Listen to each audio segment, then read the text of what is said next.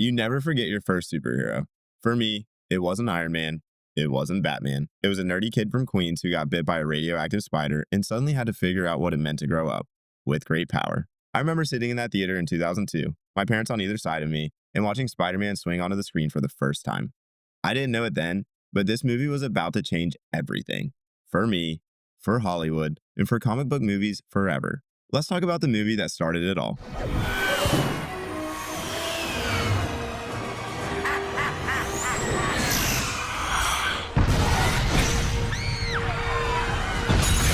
Sam Raimi's Spider-Man is a masterclass in superhero origin storytelling. Before cinematic universes, before post-credit scenes, before studios built entire slates around comic book IP, there was Spider-Man. This movie is unapologetically earnest. It's not cynical. It doesn't wink at the audience. Raimi took the material seriously, but never too seriously.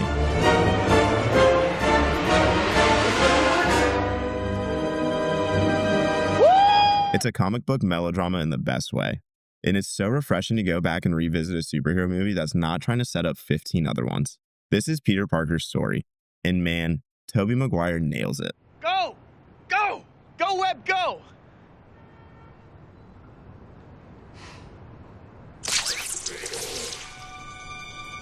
Tobey brought this awkward sincerity of Peter Parker that just worked.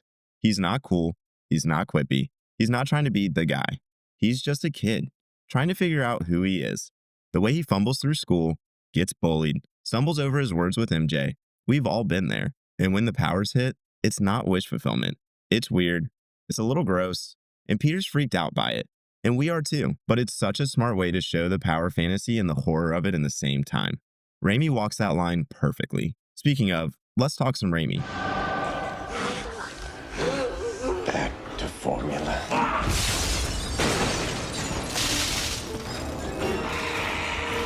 There is no one else who could have made this movie the way Sam Raimi did.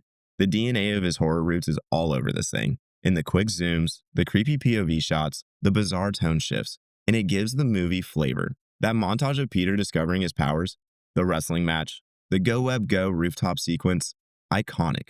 All of it. Take the chain off! Hey, Freak Show! You're going nowhere! I got you for 3 minutes! 3 minutes of playtime! And then there's the real heart of the film, Uncle Ben. Whatever life holds in store for me, I will never forget these words. With great power comes great responsibility. Cliff Robertson crushes this role. And I don't care how many times we've heard the line, it works here because it's not just a catchphrase. It's a turning point. Peter lets the guy go, Ben dies, and the movie slows down to sit with that grief. It's not brushed past in a flashback or a montage. We feel it, and it becomes the emotional core of the trilogy. This is a movie that actually gives space for emotional beats, for sincerity, for growth. And that's rare, especially today.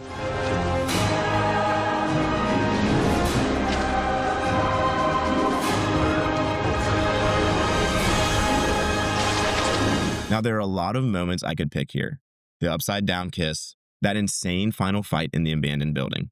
But for me, the best moment of this film is Peter's choice at the end. He gets the girl, she tells him she loves him, she finally sees who he is, and he walks away. Not because he doesn't love her, but because he does.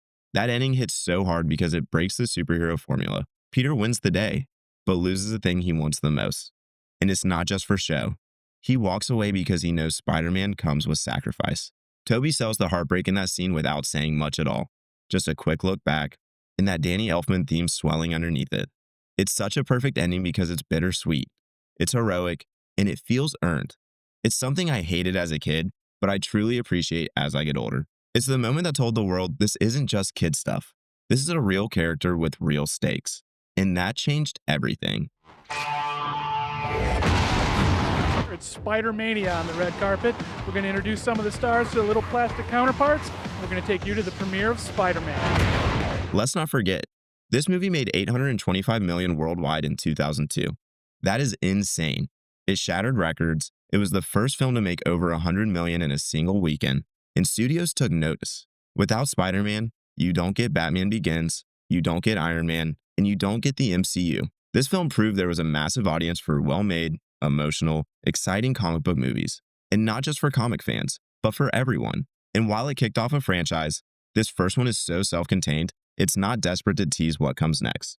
No Nick Fury cameos, no setup for Doc Ock, just a full story from beginning to end.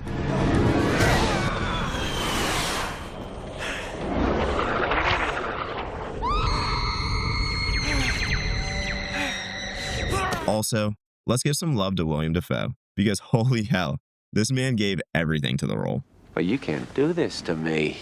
I started this company. You know how much I sacrificed? He is terrifying, hilarious, tragic, and over the top in the best way. MJ and I, we're gonna have a hell of a time. The suit may look like a Power Ranger, but Dafoe sells every second. That scene where he flips between Norman and Goblin, it's an acting clinic. There's only one who can stop us. Or imagine if he joined us. And Raimi lets his villains be weird, and I love that. These characters are heightened. The movie leans into the drama of it all. And speaking of leaning into everything, can we just appreciate how quotable this movie is? I don't want to fight you, Flash. I wouldn't want to fight me neither. You know, I'm something of a scientist myself. You're not Superman, you know. I surrender. Oh boy. Oh, yeah, I got some for your ass! You mess with Spidey, you mess with New York! You mess with one of us, you mess with all of us! Now he's gonna get away with my money. I missed the part where that's my problem. Go, Webb, go! It's all burned into our brains, and it became part of the pop culture fabric immediately. This movie doesn't rely on irony. It doesn't feel the need to make a joke every 5 seconds. It respects the audience enough to be heartfelt. In the pacing, it's perfect. The movie constantly moves. The origin never drags, and every scene builds momentum, and every character beat has a payoff. Even the smaller performances, Rosemary Harris as Aunt May, James Franco as Harry, and J.K. Simmons as J. Jonah Jameson, they've all become iconic. A vigilante, a public menace. What's he doing on my front page? Mr. Jameson, your wife is on line 1. She needs to know if you... Mr. Jameson is a page 6 problem. We have a page 1 problem. Shut up. She just needs to know if you want the chintz or the chenille in the dining room. Whichever one's cheaper. J.K. Simmons might be the single most perfectly cast comic book character of all time. So good, no one else has played the role since. You don't trust anybody, that's your problem. I trust my barber. So yeah, this is a 5 out of 5 for me. Not just for nostalgia, though that's definitely part of it, but because it holds up. The emotion, the sincerity, the pacing, the visuals, the music. Danny Elfman's score alone deserves its own love letter. This movie still works. And now, I'm officially kicking off my Spider-Man review series, covering every movie in the Spider-Man universe, from Raimi to Webb to the MCU and beyond. Y'all voted for this in my community tab, and I'm all in. Next up, Spider-Man 2. We'll talk Doc Ock, the train scene, and how Raimi somehow made a sequel that's even better than the first. But until then, drop your favorite Spider-Man moment in the comments. Did you see it in theaters? Was it your first superhero movie too? Let's talk about it below.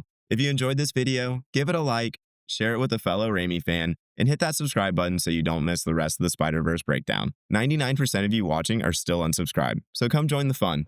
Remember, with great power comes great responsibility. I'll see you in the next one. Take care.